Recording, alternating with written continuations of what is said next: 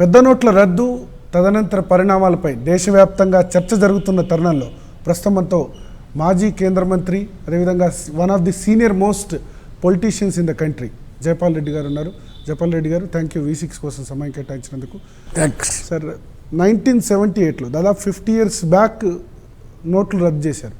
అప్పుడు మీరు అధికార పక్షంలో ఉన్నారు, ఇప్పుడు ప్రతిపక్షంలో ఉన్నారు. ఏం తేడా కనిపిస్తుంది మీకు? 1978లో నోట్లు మార్చినా కూడా ఆనాడు పెద్దగా ఎవరు పట్టించుకోలేదు. దానికి కొన్ని కారణాలు ఉన్నాయి. కొత్తగా ప్రింట్ చేశారు 500 రూపాయల నోట్లు, 1000 రూపాయల నోట్లు, ఇంకా పెద్ద నోట్లు. అవి మొత్తం కలిపి వాటి విలువ 1,50,000 కోట్లు, 75,000 కోట్లు ఇంకా రిజర్వ్ బ్యాంకు రిలీజ్ చేయలేదు. అప్పుడున్న 75,000 కోట్లే ప్రజల్లో, అది సంపన్నుల చేతుల్లో. ఆ కాలంలో బీదల చేతుల్లో అంత పెద్ద నోట్లు ఉండేది కాదు. కాబట్టి అది నోటు మార్పిడే, బ్లాక్ మనీ ఉద్దేశంతో చేసింది కాదు. సో ఇప్పుడు November 8న మోడీ ఫస్ట్ అనౌన్స్ చేసినప్పుడు ఇనీషియల్గా మీకు ఏమనిపించింది? అంటే ఎవరికైనా ఇనీషియల్ రియాక్షన్ ఒకటి ఉంటుంది. ఇప్పుడు ఇవాళ 35 days తర్వాత ఏమనిపిస్తుంది? నేను చాలా నిజాయితీగా చెప్తున్నాను. నేను మొదటి రియాక్షనే వ్యతిరేకంగా ఉంది. ఎందుకంటే ఎవరైనా పెద్ద స్టెప్పు ఏమాత్రం సంసిద్ధత లేకుండా చేశారంటే ఏదో సంచలనం సృష్టించాలని తప్ప, ఏదో గొప్ప వాళ్ళు అనిపించుకోవాలనే కోరిక తప్ప, దానికి కావలసిన భూమిక సిద్ధం చేశారని నేను నమ్మను. నేను రాజనీతి శాస్త్ర విద్యార్థిని, సీజర్ నుంచి వీరి వరకు చూస్తున్నాను వీళ్ళందరినీ. ఈ సంచలనాత్మకమైన నిర్ణయాలు తీసుకుంటే వాళ్ళు ఎవరు కూడా దేశానికి మంచి చేయరు. రెండోది ఏంటంటే, నాకు అవగాహన ఉంది, నల్లధనం అనేది డబ్బు రూపంలో తక్కువ, బంగారము, పట్టణ ప్రాంత భూములు, వజ్రాలు, వైడూర్యాలు ఈ రూపంలో ఎక్కువ. 125 కోట్ల ప్రజలుండే దేశంలో 2 లక్షల ATMలు ఎలా పని అవుతుంది? మా గ్రామాల్లోకి వెళ్తే 5 గ్రామాలకు కూడా ఒక బ్యాంకు లేదు. బట్ బీజేపీ నేతలు ఏం చెప్తున్నారంటే, అందుకోసమే మేము జన్ధన్ యోజన అకౌంట్స్ తెరిపించాం. గతంలో ఎన్నడూ లేని విధంగా 25 కోట్ల జన్ధన్ యోజన అకౌంట్లు తెరిపించారు. సో ముందుగా మేమంతా సిద్ధంగానే ఉన్నాం అంటున్నారు వాళ్ళు. జన్ధన్ అకౌంట్స్ క్రమము మా ప్రభుత్వంలోనే ఆరంభమైంది. బట్ కాంగ్రెస్ 70 yearsలో చేయనిది మేము ఈ 7 నెలల్లో చేసి చూపించాం. 25 కోట్ల అకౌంట్లు కొత్తగా తెరిపించాము అంటున్నారు. అంతకుముందు కార్యక్రమం ఆరంభమైంది, ఇప్పుడు తెరిపించారు. ఏది బలవంతంగాను, దాంట్లో డబ్బు ఎక్కడిది? ఇప్పుడు వస్తుంది జన్ధన్ అకౌంట్స్. ఇప్పుడు 64,000 కోట్ల రూపాయలు ఉన్నాయి. ఇప్పుడు వాళ్ళ ఇళ్ళల్లో ఉంచుకొని పెట్టుకోవచ్చు. వేరే నల్లధన ఉన్న వాళ్ళు వాళ్ళ పేరు పెట్టచ్చు.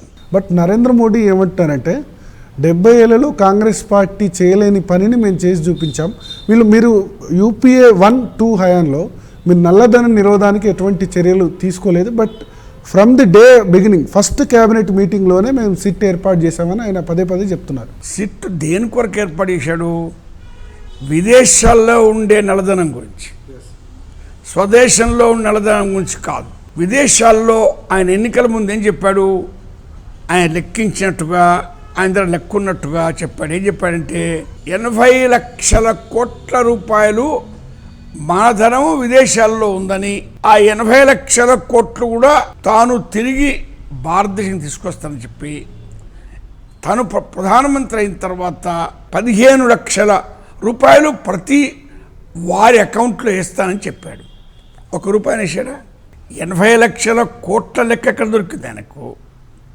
ఈ 15 లక్షల రూపాయలు ప్రతివానికి ఇస్తాను, అతని అకౌంట్లో వేస్తాను, 125 కోట్ల మందికి పంచుతాను అంటే మీరు ఆ ఫిగర్స్తో విభేదిస్తున్నారు. అంత నల్లధనం విదేశాల్లో ఉండదు, లేదా స్వదేశంలో కూడా లేదని నల్లధనము విదేశాల్లో మన దేశంది కోకొల్లగా ఉంది. దాంట్లో నాకు రెండో అభిప్రాయం లేదు, ఎవరికి లేదు. బట్ మీరు ఎందుకు కఠిన చర్యలు తీసుకోలేదు? ఎందుకు ఆయన వదిలిపెట్టారు ఆ జాబ్ను? ఆ ఎలక్షన్ ఇష్యూగా మార్చేందుకు మీరు 10 yearsలో ఇది కఠిన చర్యలతో అయ్యే పని కాదు.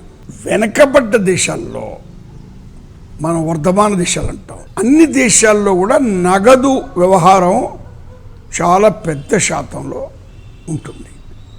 మన దేశంలో దాదాపు 90% జీవితము నగదు వ్యవహారాలతో నడుస్తుంది.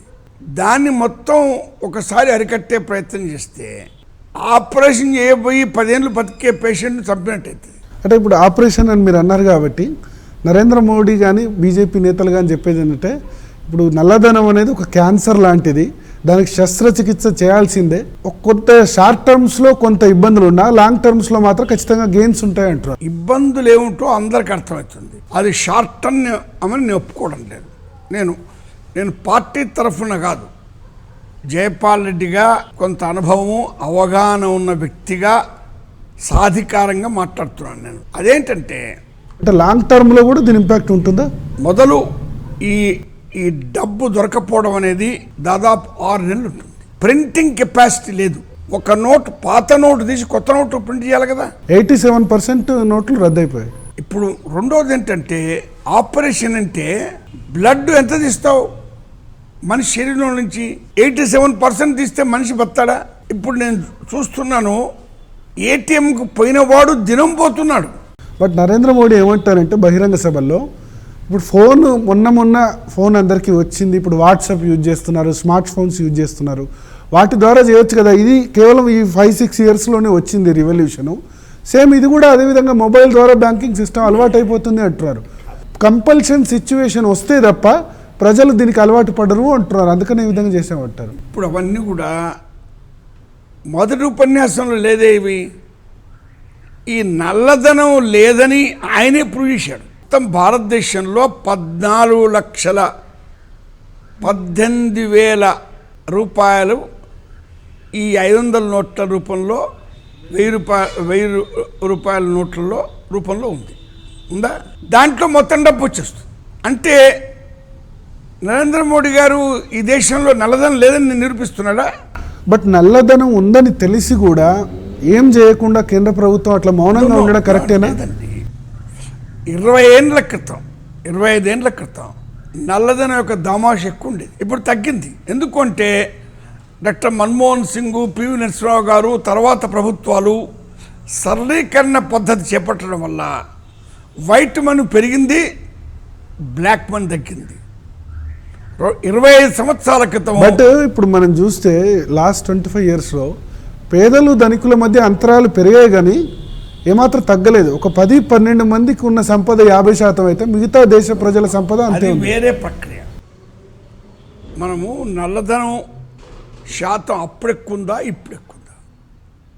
25 ఏళ్ళ క్రితం ఆనాడుండే డబ్బులో నల్లధనం శాతం చాలా ఎక్కువ. ఈనాడు వైట్ ఎక్కువ, కొంత నల్లధనం తగ్గింది.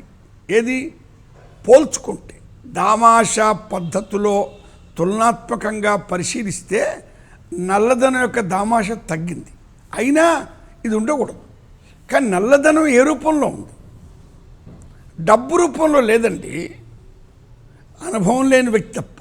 అంటే డబ్బు రూపంలో 6% ఉన్నా 6% ఎందుకు నెగ్లెక్ట్ చేయడం? వాళ్ళు ఏమంటారు, బంగారం భూమి రూపంలో కూడా ఉంది, అందుకోసమే బినామీ ట్రాన్సాక్షన్ యాక్ట్ తీసుకొస్తున్నాం, బంగారం కూడా 2 lakhs అబోవ్ అయితే పాన్ కార్డ్ రూల్ పెట్టామంటారు. చూడండి, బేనామీ యాక్ట్ ఉందండి, ఇది తెచ్చేదేంటి? దాన్ని నోటిఫై చేయాలా? బేనామీ యాక్ట్ కాంగ్రెస్ పార్టీ చేసింది. బేనామీ యాక్ట్ అని ఎవరు చెప్తున్నారు? బేనామీ డబ్బని. ఇప్పుడు నీ డబ్బు, నీ భూమి ఇంకో లెక్కలు వేసాం అనుకోండి, నీ ఇన్కమ్ ట్యాక్స్ లెక్కలు ఉందా బేనామని? ఇవన్నీ నల్లధనం పట్టుకోవడంలో ఘోర వైఫల్యం చెందాడు కాబట్టి ఈ కుంటి సాకులు చెప్తున్నాడు. ఎప్పటికప్పుడు కారణాల తోరణాలు మారుస్తున్నాడు. సరే, ఈయన వైఫల్యం చెందాడు అనుకుందాం ఈ 2 yearsలో. లాస్ట్ 10 yearsలో మీరేం చేశారు? మేము ఎకానమీ పెంచాం. 10 సంవత్సరాలలో ఎకానమీ ఇండియాలో ఎంత పెంచామంటే ప్రపంచంలో ఏ మేజర్ ఎకానమీ కూడా 8% గ్రోత్ రేట్ లేదు. చైనాని మించాం.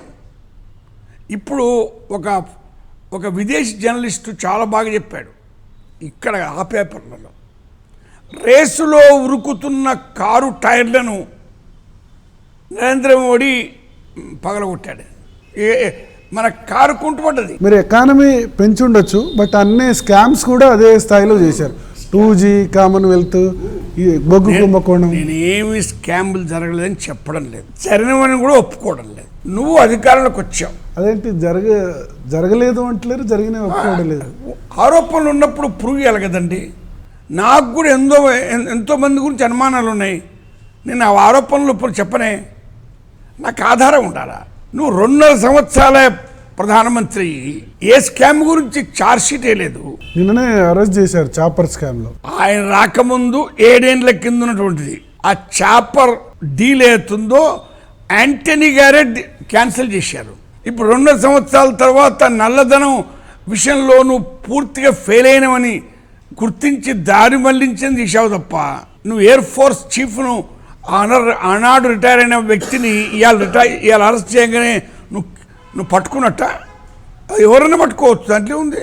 బట్ మనం ఈ 35 days అయింది నోట్ల రద్దు నిర్ణయం తీసుకుని, ప్రజల్లో పెద్దగా అసంతృప్తి ఉన్నట్లు కనబట్లేదు. గత 70 సంవత్సరాల్లో గాంధీ గారి ఉద్యమ ఫలితం అంటూ మన ప్రజల్లో సహన సంస్కృతి పెరిగింది. అన్ని విషయాల్లో పెరగాలి. ఉదాహరణకు తెలంగాణ ఉద్యమం 14 సంవత్సరాలు నడిచింది. ఎన్నో రూపాల్లో, ఎన్నో పద్ధతుల్లో. ఎప్పుడైనా వైలెంట్గా మారిందా? మన సమాజంలో వైలెంట్గా మారాలనే ధోరణి లేదు. 1969 నుంచి 71 వరకు తెలంగాణ ఉద్యమం నడిచింది. ఆనాడు వైలెంట్గా నడిచింది, ఈనాడు వైలెంట్గా నడవలేదు.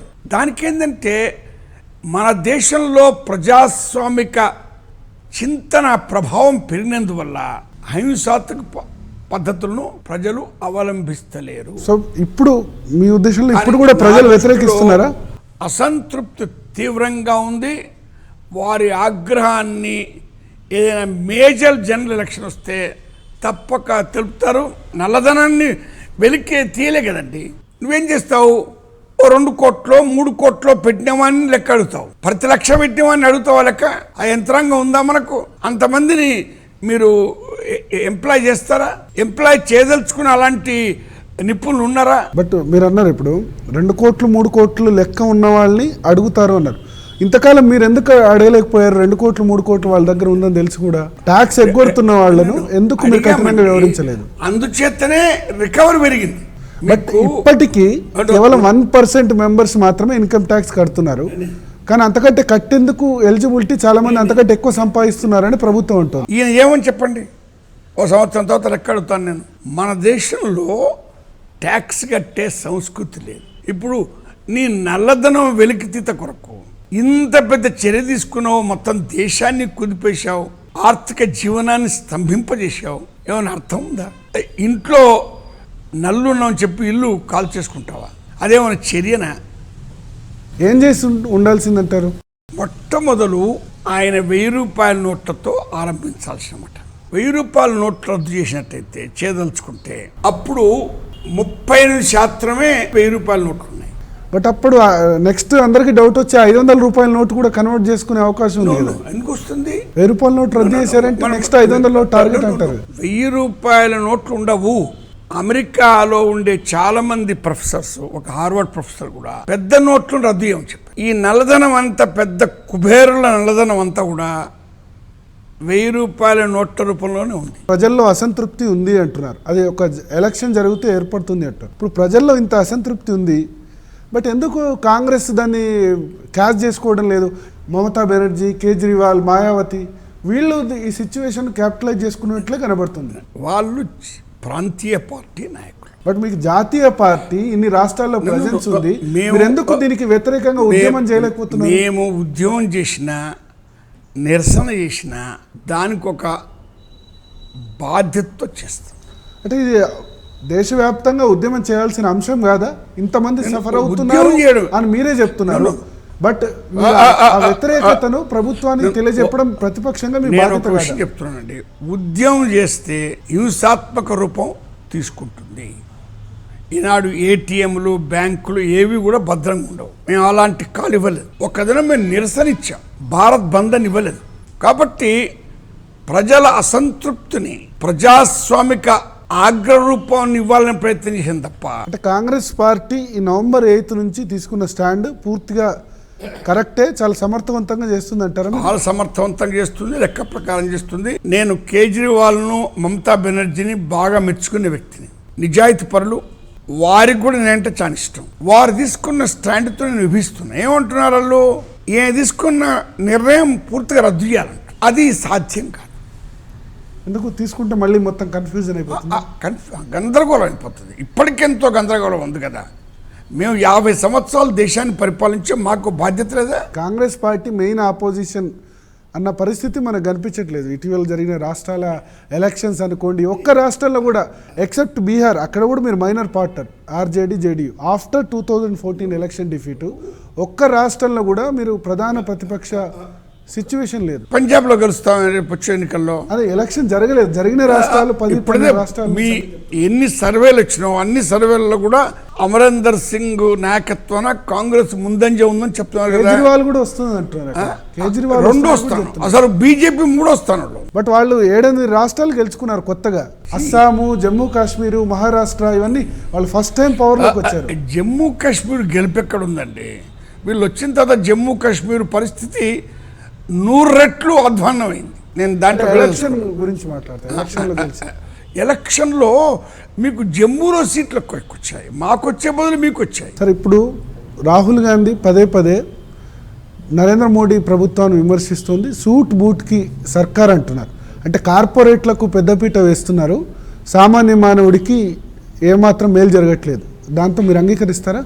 నేను పూర్తిగా అంగీకరిస్తున్నాను. ఎందుచేతంటే ఈ నల్లధనం వెలికితీత చర్యలో కార్పొరేట్ కుబేర్లకు ఏమాత్రం నష్టం కాదు కదా, కష్టం కూడా కలగలేదు. అంటే ఒకటి సోషల్ మీడియాలో బాగా సర్క్యులేట్ అవుతుంది, అమ్మను లైన్లో నిలబెట్టాడు కానీ అంబానీని అదానీని లైన్లో నిలబెట్టలేకపోయాడు మోడీ అని. అలాంటి జోక్స్ స్థాయికి నేను వెళ్ళడం లేదు. కానీ అంబానీ కాదు, అదానీ కాదు, వాళ్ళకంటే 10 రెట్లు తక్కువ ఉన్న ఏ ఇండస్ట్రియలిస్ట్ కూడా నాకు తెలిసిన చాలామంది కొందరైనా హైదరాబాద్లో ఉన్నారు కదా, వాళ్ళు తెలుసు కదా నాకు, వాళ్ళతో మాట్లాడుతుంటాను కదా. బట్ కాంగ్రెస్ పార్టీ కార్పొరేట్లకు కొమ్ము కాయలేదంటారా లాస్ట్ 10 yearsలో? అది నిరూపించవయ్యా.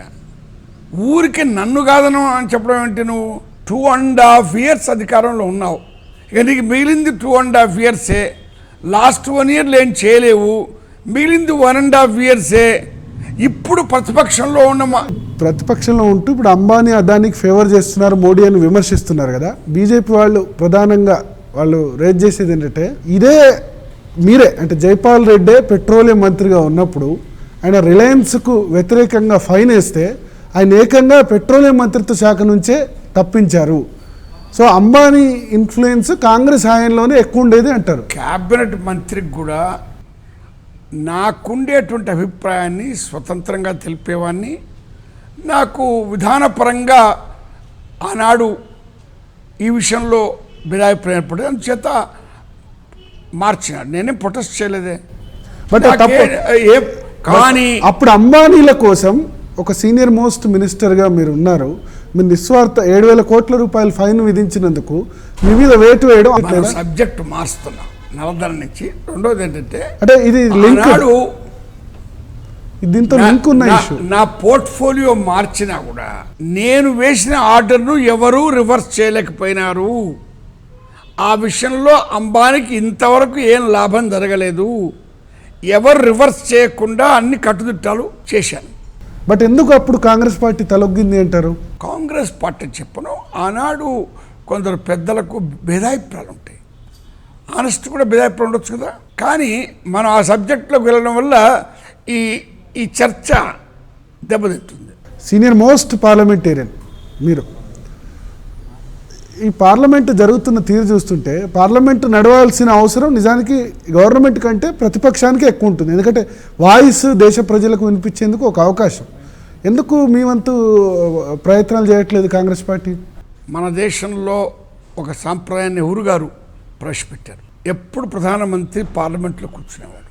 మన్మోహన్ సింగ్ గారు వచ్చి గంటల కూర్చునేవాడు. నరేంద్ర మోడీ పార్లమెంట్ అంటే ఆయనకు తిరస్కార భావం. ఆయన రాదు. ఆయన రాడని పార్లమెంట్ నడవనివ్వకపోతే మీకే నష్టం కదా. మీ వాయిస్ ఎక్కడ మీరు వినిపించేందుకు, ప్రజల వాయిస్ ఎక్కడ వినిపించగలుగుతారు? ఇక్కడ మా పార్టీ కాదు, మిగతా ప్రాంతీయ పార్టీలు ఉన్నాయి. వాళ్ళందరూ కూడా ఒక అభిప్రాయం తీసుకున్నప్పుడు వాళ్ళెంబడి మేము కూడా పోవాల్సి వస్తుంది. మీరు 2004 నుంచి 14 వరకు కేంద్ర మంత్రిగా ఉన్నప్పుడు దాదాపు 2013 వరకు కూడా మీరు రాష్ట్ర వ్యవహారాల మీద స్పందించమన్నప్పుడు నేను external affairs minister of state అని అనేవాళ్ళు. అంటే రాష్ట్ర వ్యవహారాల్లో నేను జోక్యం చేసుకోను, కేవలం జాతీయ వ్యవహారాల్లో మాత్రమే మాట్లాడతాను అని అప్పుడు అన్నారు. బట్ ఇప్పుడు అది రివర్స్ అయినట్టు కనబడుతుంది. మీరు రాష్ట్రంలో జరుగుతున్న వ్యవహారాల మీద రాష్ట్రంలో వ్యవహారాల్లో కూడా జోక్యం కలిగించుకోవడం. అధ్యయనం చేస్తున్నాను, రాస్తున్నాను, అప్పుడప్పుడు నాకు తోచింది ప్రెస్.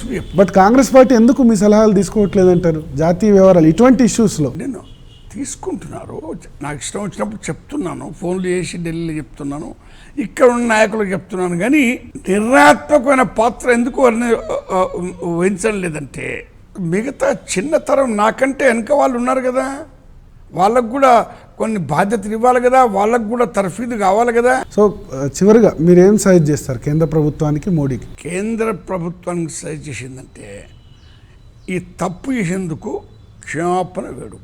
దేశ ప్రజలకు 1965 వార్ టైంలో కానీ 1971 వార్ టైంలో కానీ ఇంత బాధ కలగలేదు. కాబట్టి క్షమాపణ చెప్పుకో, తర్వాత చేసే చర్యల్లో అందరినీ సంప్రదించు. ఇది ఫెయిల్ అయిందని చెప్పి క్యాష్లెస్ ఎకానమీని, డిజిటల్ ఎకానమీని పరిగెత్తొద్దు. అది నేను దాన్ని వెల్కమ్ చేస్తున్నాను. కానీ క్యాష్ లేకుండా ఈ వర్ధమాన దేశంలో ఎకానమీ నడుస్తుంది అనుకుంటే చాలా పొరపడ్డది. It's like living in a fool's paradise, మూర్ఖుల స్వర్గంలో ఉన్నట్టు. Okay sir. సో ఇది జైపాల్ రెడ్డి గారు చెప్తున్నారు. దేశ ప్రజలకు మోడీ క్షమాపణ చెప్పాలి. ఆ తర్వాత ఈ విషయంలో దేశ హితం కోసం అన్ని పార్టీ నేతలతో చర్చించి ఒక ముందుకెళ్లాల్సిన అవసరం ఉంది వే ఫార్వర్డ్ గురించి అని ఆయన సజెస్ట్ చేస్తున్నారు. ఇది జైపాల్ రెడ్డి గారితో స్పెషల్ ఇంటర్వ్యూ.